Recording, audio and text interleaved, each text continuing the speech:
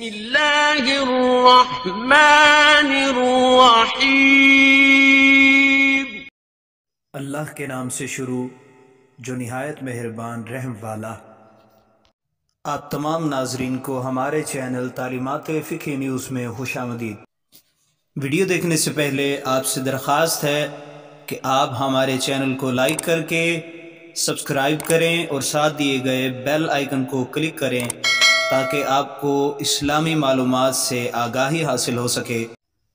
تعلیمات فقہ نیوز ایک ایسا چینل ہے جس میں زندگی سے وابستہ ہر قسم کے مسائل قرآن و حدیث کی روشنی میں آپ تک پہنچائے جائیں گے۔ پہلے اچھی نیت کر لیں کہ اللہ کی رضا کی خاطر ان تمام مسائل کو سن کر ان پر عمل کروں گا۔ آئیے چلتے ہیں اپنی ویڈیو کی جانب۔ سیدنا انس بن مالک رضی اللہ تعالی عنہ حدیث کے راوی ہیں کہ رسول اللہ صلی اللہ تعالی علیہ وآلہ وسلم نے ارشاد فرمایا، ذکر اللہ علم الایمان وبراءۃ من النفاق وحصن من الشیطان وحرز من النار۔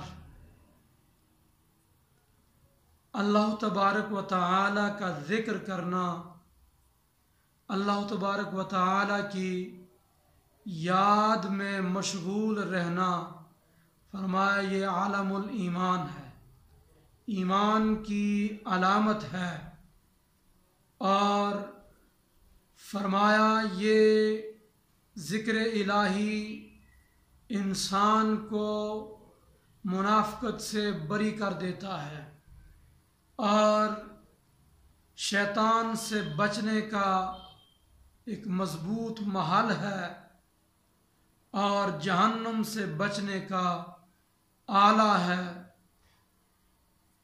اس حدیث مبارک میں نبی کریم علیہ السلام نے ذکر الہی کے فوائد بیان کیے کہ ذکر الہی بندے کے مومن ہونے کی پہچان ہے، اور جو بندہ ذکر الہی میں مصروف رہتا ہے اللہ پاک اس کو منافقت سے بری کر دیتا ہے۔